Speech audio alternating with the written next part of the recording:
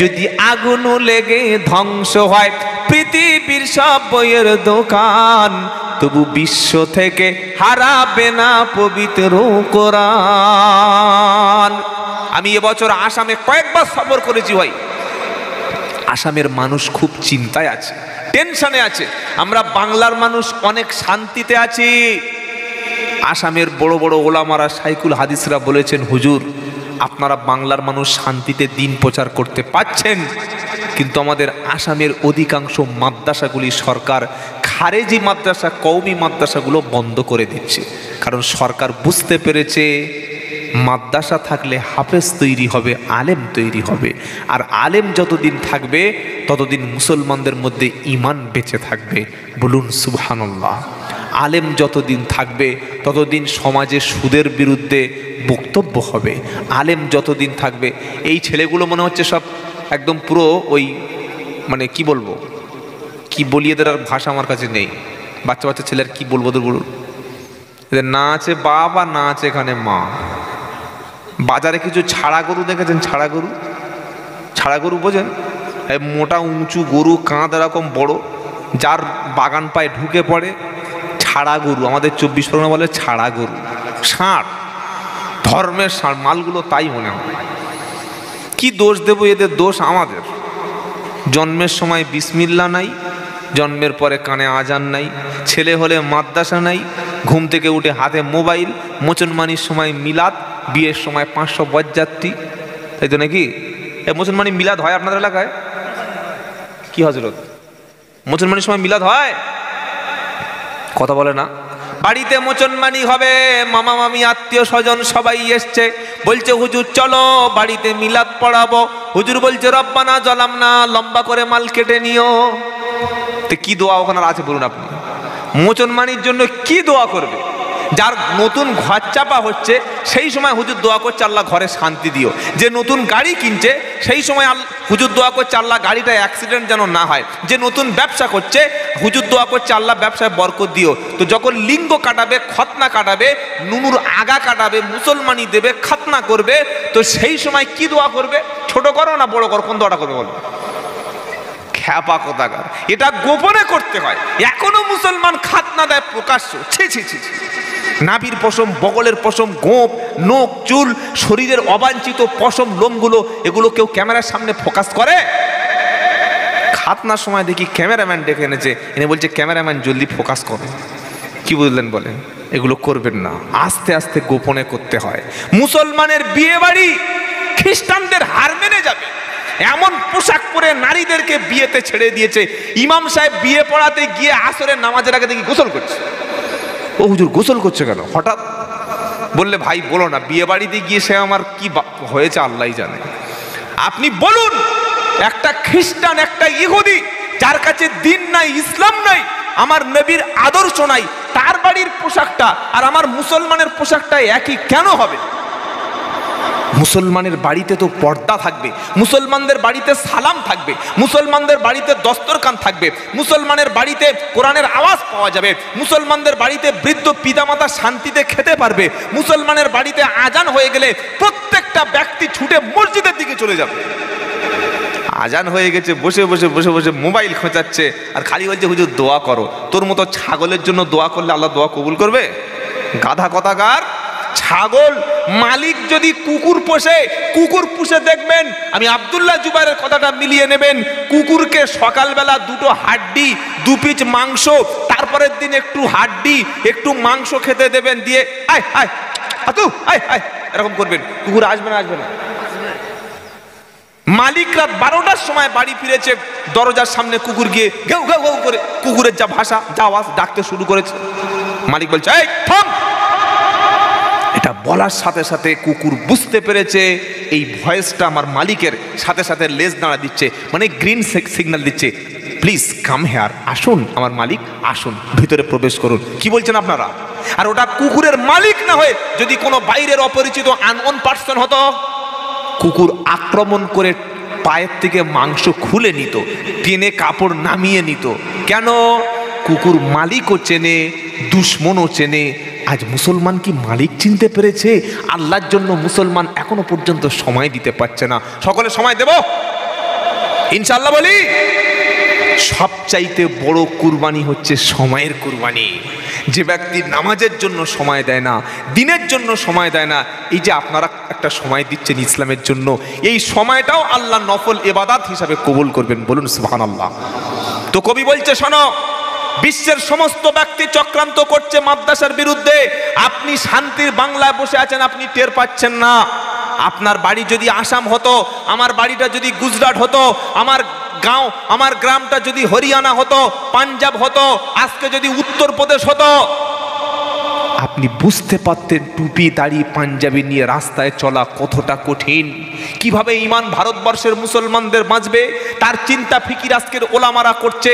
সেই ওলামাদের সোহবতে থাকবেন, আর সন্তান জন্মগ্রহণ করলেই প্রথমে তার কানে আজান দেবেন। তার কানে আজান দেওয়ার পর একটু বড় হলে প্রথম প্রাথমিক শিক্ষাটা হবে কোরআনের শিক্ষা। কিসের শিক্ষা বলেন? কোরআন। প্রথমে হিফজ, প্রথমে হাফেজ করিয়ে নাও। বাচ্চা হওয়ার পরে প্রথমে মাদ্রাসায় দিয়ে দাও। মাদ্রাসায় সে যখন হাফেজ হবে, প্রথমে সন্তান গিয়ে পাক এবং পবিত্রটা শিখে আসবে। 20 বছর 25 বছর ডাক্তার হবে, মাস্টার হবে, ইঞ্জিনিয়ার হবে, ব্যারিস্টার হবে, লয়ার হবে, আইনজীবী হবে, কিন্তু কিভাবে পোশাক পরতে হয় ওটা জীবনে শেখা হবে না। ডাক্তার অনেক উচ্চ শিক্ষিত, আমি কোনো ডাক্তারকে অপমান করছি না, কিন্তু তার মধ্যে যদি ইসলাম না থাকে, কোরআন না থাকে, ও ডাক্তার ডাক্তারি করে বিবির কাছে রাত্রি ঘুমাতে যাবে, আর সকালবেলা উঠে কিভাবে গোসল করতে হয় সে জানবে না। নাপাক অবস্থায় উঠে পেশেন্ট দেখতে যাবে, কারণ তার মধ্যে কোরআনের কোনো ইলিম নাই। হাই স্কুলের মাস্টার অনেক শিক্ষিত, হাইলি এডুকেটেড, ইংলিশ পড়তে পারে, সায়েন্সের বড় টিচার, কিন্তু কোরআন জানে না, ইসলাম জানে না, কোনোদিন ইসলামের চর্চা তার মধ্যে ছিল না।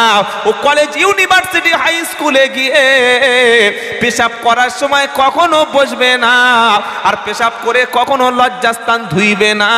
ও জানে আমার কাছে পাক আর নাপাক দুটোই সমান। কিন্তু ছেলে যখন মাদ্রাসায় যাবে, কোরআন পড়ার আগে উস্তাদ তাকে প্রথমে পাক এবং পবিত্রটা শিখিয়ে দেবে। আগে পাক হও, তবে মুসলমান বলে দাবি করবে। গরুর মতো, গাধার মতো খাচ্ছে, শুকরের মতো শুচ্ছে, আর ছাগলের মতো দাঁড়িয়ে দাঁড়িয়ে পেচ্ছাপ করে বলছে আমি মুসলমান। মুসলমান তুমি চেনো?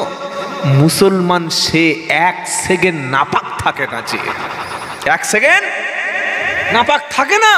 পেশাব করে বার হয়ে সঙ্গে সঙ্গে উজু করে নেয়, পেশাব করে পানি নেয়, বিবির কাছ থেকে উঠে এসে নাপাক অবস্থায় সঙ্গে সঙ্গে ফরজ গোসল করে নেয়। কারণ ও ভাবে এই পৃথিবীতে হয়তো আমাকে আল্লাহ শেষ সুযোগ দিচ্ছে, আর বাঁচার সময় নাই।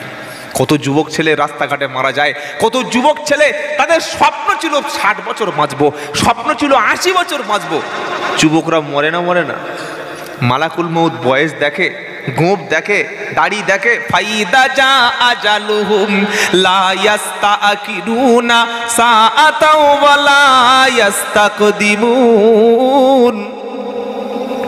8 পারা সূরা আরাফের 34 নম্বর আয়াত আল্লাহ পাক শোনাচ্ছে, আমি আল্লাহ মৃত্যুর ফেরেশতা যখন তোমার কাছে পাঠাবো, নির্দিষ্ট সময় যখন হয়ে যাবে, লা ইস্তাকিরুনা সাআতাও ওয়ালা ইস্তাকদিমুন, সময়টা, মৃত্যুটা, হায়াতটা, মউতটা একটু আগিয়ে একটু পিছিয়ে আনবো না।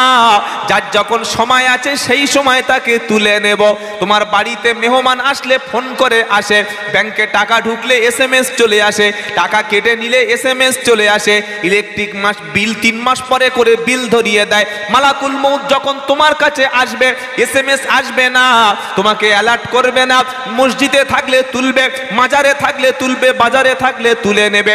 বিবির কাছে থাকলে, বাচ্চার কাছে থাকলে, পাক আর নাপাক যে অবস্থায় থাকো, তোমাকে যখন ধরবে, যাব না এই কথাটা বলার সুযোগ দেবে না। কি প্রস্তুতি নিয়েছো ভাই? বসে বসে ভাবুন, আমি মুসলমান বলে দাবি করছি, আজও পর্যন্ত আমার পোশাকটা পাক আছে কিনা। একটা যুবক 22 বছর মসজিদের সামনে দিয়ে হেঁটে যাচ্ছে, ওকে যদি বলি ভাই চলো না আসরের নামাজটা আদায় করবে, প্রথম কি বলে জানেন? হুজুর, হুজুর কি খবর ভাই? সব ঠিক আছে, কিন্তু আমার লুঙ্গিটা কি বলেন না, লুঙ্গিতে 2 ফোঁটা মোবিল পড়েছে। কি পড়েছে বলো? পোড়া মোবিল পড়েছে, লুঙ্গি নাপাক। তা লুঙ্গি নাপাক হলো কি করে? তার মানে তুমি পেশাব করে পানি নাওনি। এই মাদ্রাসায় যারা পড়ছে, আল্লাহর কসম করে বলছি, ফজরে গিয়ে দেখো ওস্তাদ ডেকে দিয়েছে ফজরের নামাজের আগে, ওঠো, উঠে পড়া তৈরি করো। প্রত্যেকটা বাচ্চা ঘুম থেকে উঠেই প্রথমে বাথরুমে গেল, পেশাব হলো, পানি নিল, অজু করলো, আর পাক পবিত্র অবস্থায় এসে আল্লাহর কালাম নিয়ে বসে গেল। বলুন সুবহানাল্লাহ। যে কষ্টের পয়সাটা আপনারা দিয়েছেন এর হিসাব নেবেন না? আপনি দেখতে পাচ্ছেন না কি তৈরি হচ্ছে মাদ্রাসায়? বাচ্চারা সেখানে ফজরের নামাজের পরে আমরা সবাই যখন ঘুমিয়ে থাকি, তারা বসে প্রথমে ইয়াসিন শরীফটা পড়ে। গোটা বিশ্বের আলম, বিশ্বের সৃষ্টির জন্যে, বিশ্বের সমস্ত মানবতার জন্যে এই ছোট্ট ছোট্ট কোরআনের পাখিরা বসে বসে আমার এবং আপনার জন্য দোয়া করে। বলুন সুবহানাল্লাহ। বাচ্চা ছেলেটা কোরআন নিয়ে যখন বসে গেছে, বসে বসে পড়তে শুরু করেছে, ইয়াসিন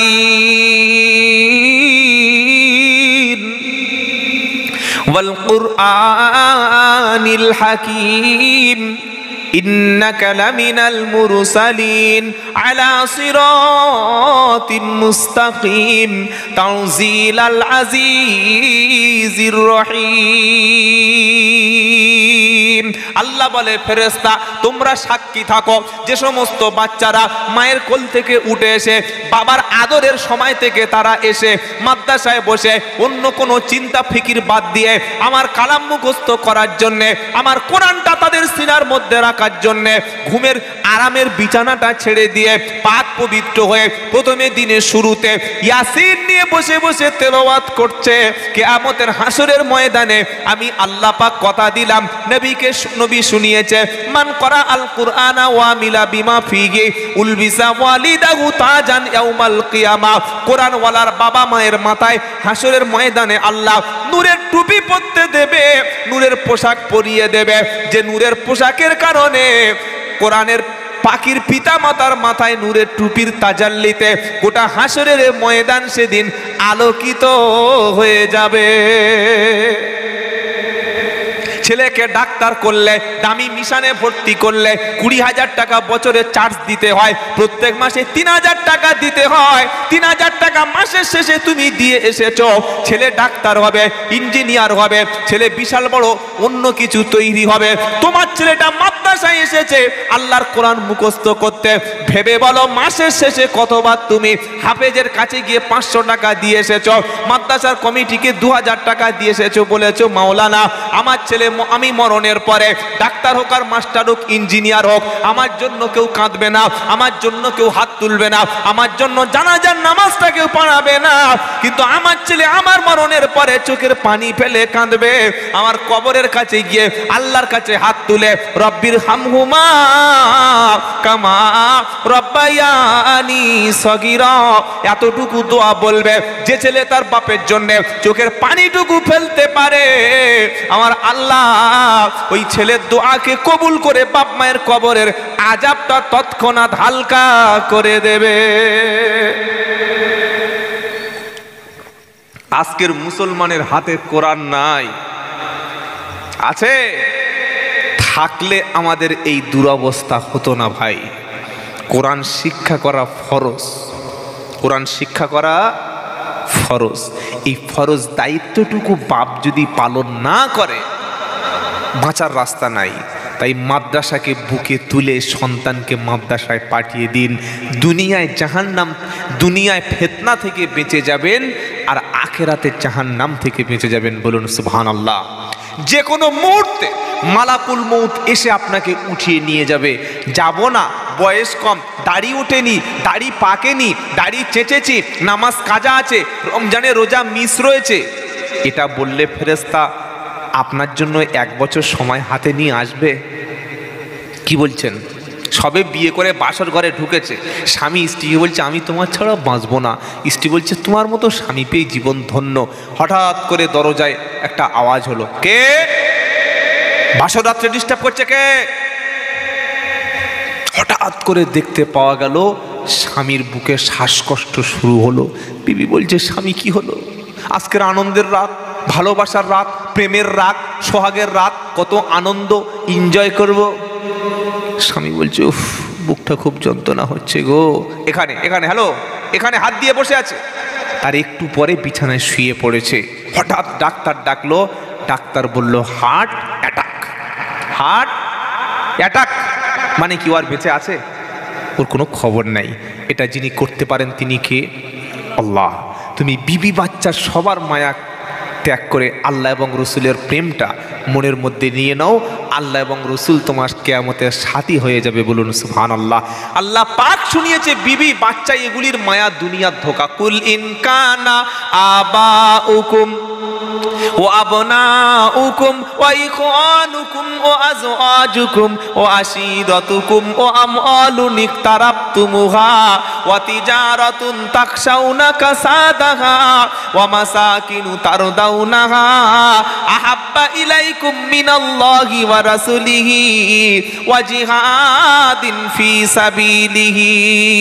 10 পারা সূরা তাওবার 24 নম্বর আয়াতে কুল ইন কানা আবাউকুম, আল্লাহ পাক বলছে যদি আল্লাহ এবং রসুলের মহব্বতের চাইতে তোমার পিতার ভালোবাসা তোমার মনের মধ্যে বেশি জায়গা পায়, তোমার স্ত্রীর ভালোবাসা আল্লাহ এবং রসুলের চাইতে যদি তোমার কাছে বেশি হয়, তোমার সন্তানদের ভালোবাসা আল্লাহ এবং রসুলের চাইতে যদি তোমার কাছে বেশি হয়, তোমার ব্যবসার ভালোবাসা, তোমার বিবির ভালোবাসা, জমি জায়গা ঘরের ভালোবাসা আল্লাহ এবং রসুলের চাইতে যদি তোমার কাছে বেশি হয়, তাহলে তুমি অপেক্ষা করো, অপেক্ষা করো, আল্লাহর আযাবটা নিজের চোখে দেখতে পাবে। বিবি তোমার ভালোবাসার আর কিছু করবে না, বাচ্চা তোমার আব্বা বলে ডাকার সুযোগ সেদিন রাখবে না, সম্পদের পাহাড় থাকবে, তুমি ভোগ করতে নসিবে পারবে না, এগুলো পৃথিবীর বুকে তোমার জন্য আযাবের কারণ হবে। আর আল্লাহ এবং রসুল যখন তোমার কাছে জায়গা পাবে না, বিশ্বের কোনো জায়গায় গিয়ে তুমি সম্মান পাবে না। তুমি সব ছেড়ে দিয়েছো, এবার আল্লাহর দিকে ফিরে এসো, রসুলের দিকে ফিরে এসো। সামনে রমজান আসছে, তওবা করে মসজিদে ঢুকে পড়ো, 5 ওয়াক্ত নামাজ ধরে নাও, রমজানটা করো, আদায় করো রোজাগুলো, আর কোরআনটা সই করে শিখে নাও। রাতের বেলা তাহাজ্জুদে সাহারির পূর্বে উঠে 2 রাকাত তাহাজ্জুদ কেঁদে বলো রব্বানা, আমার মতো পাপী ব্যক্তি এই বিনপুর এলাকায় কেউ নাই, যত রকমের পাপ করেছি, মদামি খেয়েছি, জুয়া খেলেছি, ঘুষ খেয়েছি, জেনা করেছি, অন্যায় করেছি, সব পাপগুলো তুমি দেখেছো, সব তথ্য তোমার কাছে গোপন আছে, তুমি ক্ষমা করেছো। আজকে রাতে আমার মতো পাপীকে ক্ষমা করো, ভবিষ্যতে এমন ভুল আর করবো না। আর এমন ভাবে কাঁদবে যারা, তারা কখনো জাহান্নামে যাবে না। কান্না কোনোদিন চোখ থেকে এসছে জাহান্নামের ভয়ে? যদি আসে কোনোদিন নির্জনে অন্ধকার ঘরে বসে যদি কবরের কথা, হাসরের কথা, আখেরাতের কথা মনে করে চোখের যদি 2 ফোঁটা পানি পড়ে যায়, আল্লাহ তাআলা আপনার পাপকে ক্ষমা করে জান্নাতি বানাবে। বলুন সুবহানাল্লাহ। মুমিন তো সে, কোনো পাপ যখন পাপের কথা মনে হয় সাথে সাথে আল্লাহু আকবার, আমার আল্লাহ তিনি দেখছেন, আমার আল্লাহ তিনি শুনছেন, আমার আল্লাহর সামনে দাঁড়াতে হবে, এটা মুমিনকে তার বিবেক বাধা দেয়, তবে সে মুমিন। তবে সে, কোথায় লেখা আছে? ও আম্মা মান খাফা মাকামা রাব্বিহি ওয়া নাহান নাফসা আনিল হাওয়া ফাইন্নাল জান্নাতা হিয়াল মাওয়া। বলুন সুবহানাল্লাহ। এটা 30 পারা সূরা নাজিয়াতের 39, 40, 41 নম্বর আয়াতগুলোতে আল্লাহ পাক বলছে, ও আম্মা মান খাফা মাকামা রাব্বিহি ওয়া নাহান নাফসা আনিল হাওয়া। আল্লাহর সামনে দাঁড়াতে হবে, আল্লাহর সামনে হিসাব দিতে হবে। এই ভয় যখন তোমার মনের মধ্যে আসবে, তখন তুমি সাথে সাথে পাপ থেকে নিজের নফসকে কন্ট্রোল করবে। এরকম মনে হয়েছে কোনোদিন? সবে বিড়ি ধরিয়েছি, আল্লাহু আকবার, আল্লাহ দেখছেন না, এ নাপাক জিনিস খাওয়া যাবে না, সবে সুদের মাল নেবে, সঙ্গে সঙ্গে মনে উঠেছে যে আল্লাহ, সুদের সবচাইতে ছোট পাপ নিজের মায়ের সঙ্গে বিয়ে করা, আর সুদের সবচাইতে বড় পাপ কি জানেন?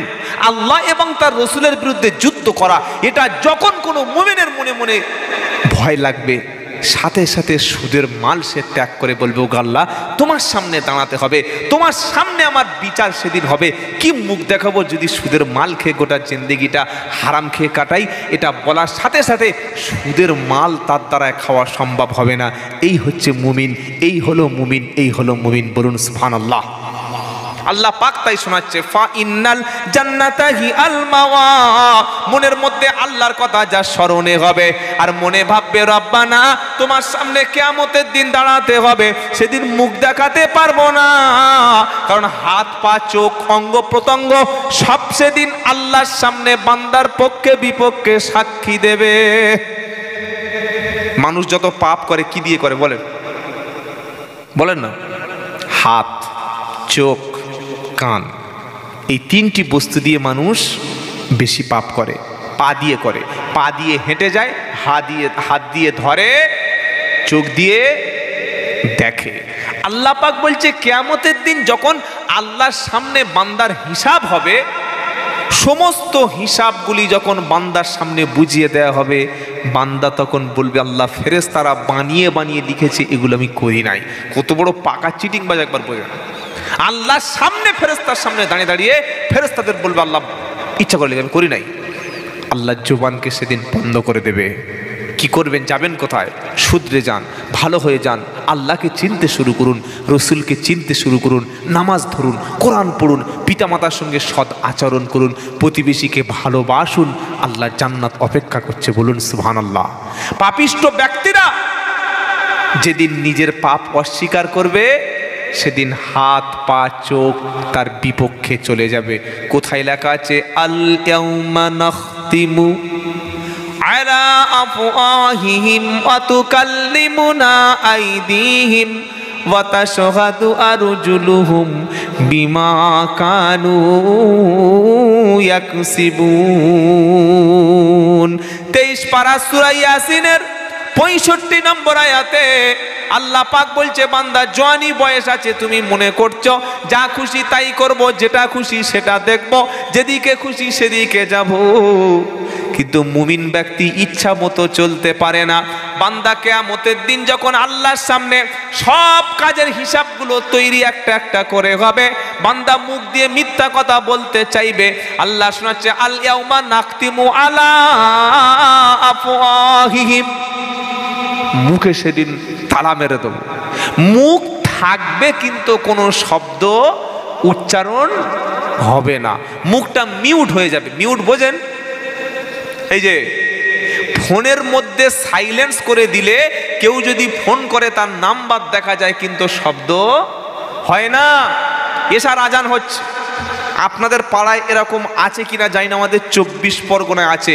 অনেক নারী দেখবেন সন্ধ্যার পরে বসে বসে বাড়িতে এলসিডি দিয়ে টিভিতে বসে বসে সিরিয়াল দেখে। আছে এরকম মেয়ে এখানে এলাকায়? কথা বলে না। এত ভালো মেয়েরা এখানে বাস করে। আল্লাহ আমার মায়েদেরকে জান্নাত নসিব করুক, সকলে বলুন আমিন। আল্লাহ এদের ক্ষমা করে দিক। এরকম অপরাধ যারা করে, এটা হচ্ছে চোখের দ্বারা বড় পাপ। যারা বাড়িতে এলসিডি রেখেছে, টেলিভিশন রেখেছে, তাদের বাড়ির মধ্যে ছেলেদের পড়াশোনা শেষ, আর তাদের বিবি কখনো স্বামীর আনুগত্য করতে পারে না। যে বিবি সিরিয়াল দেখতে শুরু করেছে, যে বিবি টিভির সামনে বসে সময় দিতে শুরু করেছে, ও খালি 24 ঘন্টা ব্যস্ত থাকবে কিভাবে মুখে মেকআপটা করব, কিভাবে ভ্রু প্লাকটা করব, কিভাবে ছোট পিটকাটা ব্লাউজ পরব, কিভাবে পাতলা ড্রেস পরব, কিভাবে পরপুরুষের মন জয় করব। স্বামীর খেদমত করার কথা তার মনে থাকবে? তুমি মুসলমান যদি হলে তোমার বাড়িতে তাহলে এলসিডিটা ঢুকলো কিভাবে? তুমি মসজিদে আল্লাহ আল্লাহ জিকির করছো, তুমি গিয়ে মানুষকে ভালো ভালো কথা বলছো, আর তোমার বাড়িতে 40,000 টাকা দিয়ে 24 ইঞ্চি এলসিডি লাগিয়ে দিয়েছো। ওখানে যারা সিরিয়াল করে, অভিনয় করে, সব বোরকা পরে হিজাব